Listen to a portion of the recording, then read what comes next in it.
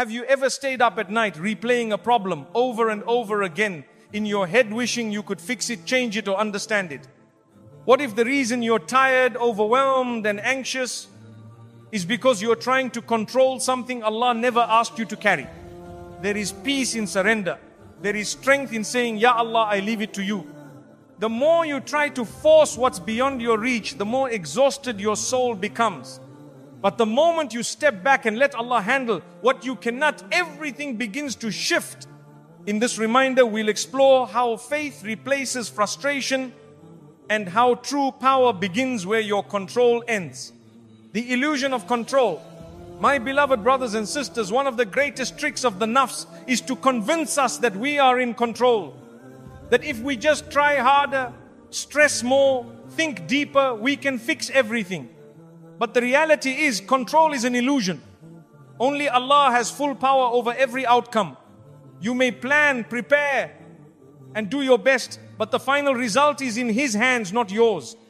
How often do we find ourselves exhausted, not because of the hardship itself, but because of our constant need to control it? We replay conversations, try to fix other people, chase results that are not ours to determine. And all the while, our hearts grow restless, forgetting that peace comes not from control, but from trust in the controller. The Quran reminds us, and they plan, and Allah plans, but Allah is the best of planners. You see, there is a silent arrogance in trying to manage what only Allah can. It's subtle. It hides behind the veil of responsibility, but it often turns into anxiety when we forget that our job is effort, not outcome. Many times we think letting go means giving up, but it doesn't.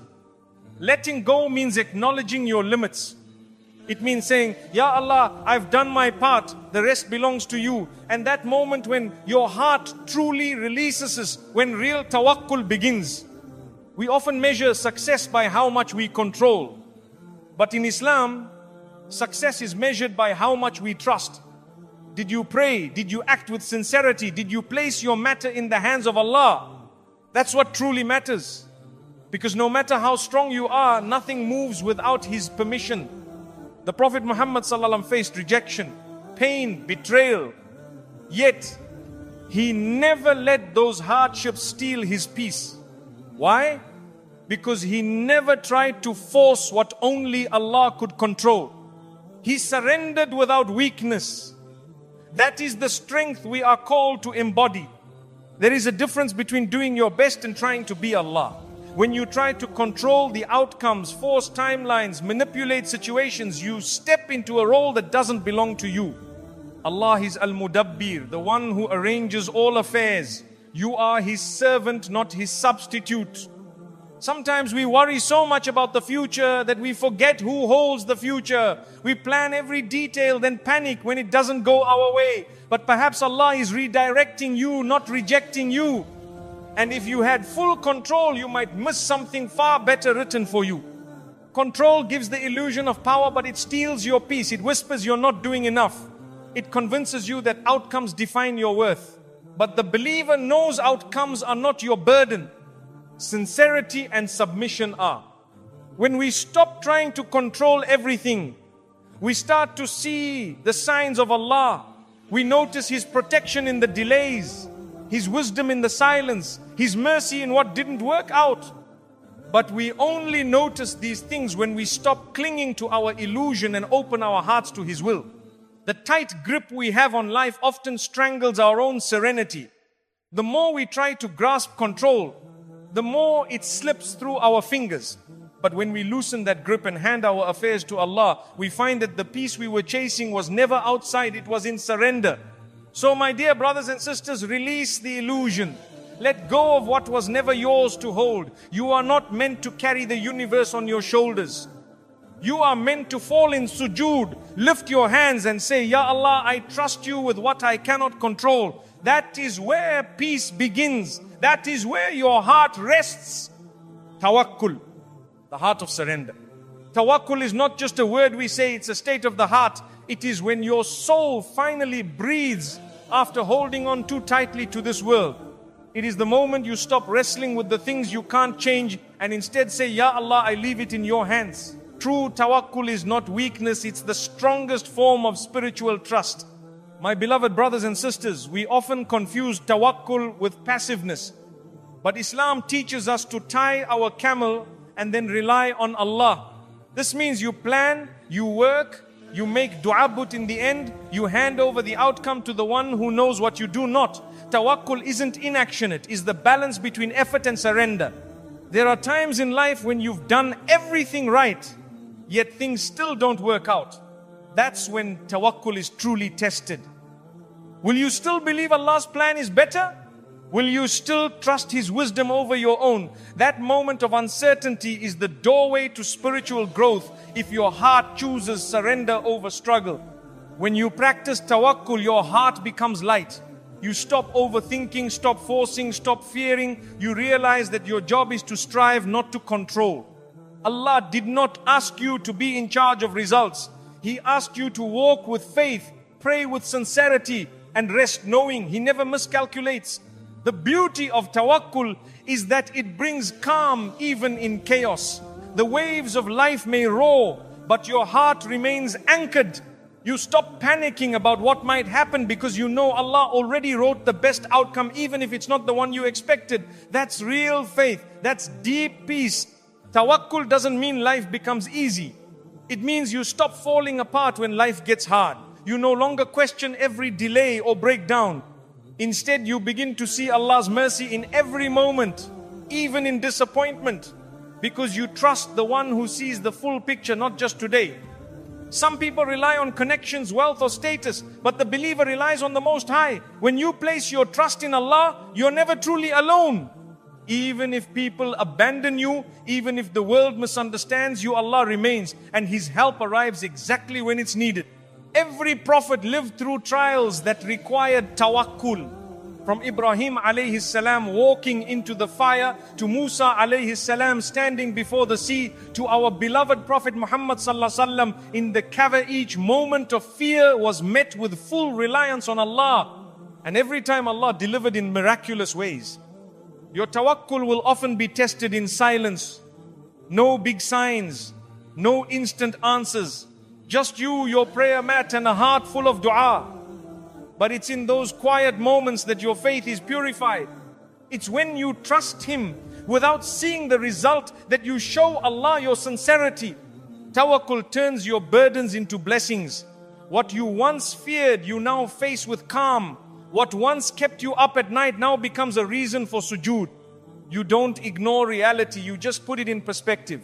You see trials as tools and delays as divine timing. When you place your trust in Allah, you allow space for miracles. Doors open from directions you never imagined. Comfort arrives in unexpected forms. And sometimes what you prayed for is replaced with something far better. Not because you earned it, but because you trusted His plan over your own. So my brothers and sisters, carry this in your heart. Tawakkul is the secret to serenity. Not because life gets easier, but because your soul finally lets go of control. Say it often, Hasbunallahu wa ni'mal wakeel. Allah is sufficient for us and the best one to rely on. Ameen. When worry becomes worship, there are times when your heart is so heavy, your mind so restless, that you find yourself pacing, sighing, and overthinking. But my brothers and sisters, worry in the hands of a believer can be transformed. When you take that pain and raise your hands to the sky with dua, it is no longer anxiety, it becomes an act of worship. You were never meant to carry everything alone. That worry, that fear, that sadness, it's a call from Allah to return to Him. Every tear you cry in sujood is counted. Every whisper of Ya Allah, help me is heard. When you convert your fear into reliance, you are not just coping, you are worshipping. Sometimes the sleepless nights you spend worrying are actually moments where your soul is being awakened. You begin praying more, seeking forgiveness, giving charity, reflecting on your life. That is not a breakdown, that is transformation. Allah uses worry to bring your heart back to what truly matters. It's easy to think that worry is weakness. But in Islam, what matters is what you do with it. If it makes you bitter, it can destroy you. But if it makes you better, it can elevate you. When you pour your worries into prayer, they don't drown you, they purify you.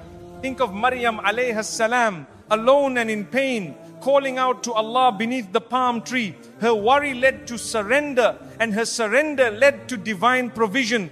Worry isn't a sin, it's what you do with it that counts. If it leads you to Allah, it becomes a door to Jannah.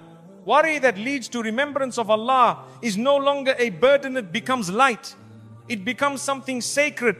Every heartbeat that says, I can't do this, is met with a divine whisper saying, but I can. When you place your trust in Him, your fear no longer owns you. There's beauty in realizing you're not in control. That realization hurts, yes, but it also heals. Because you stop blaming yourself for what's beyond your power. You start trusting the one who already wrote your story. Worry softens your ego when it leads you to sujood. The Prophet ﷺ would turn to prayer when he was deeply distressed.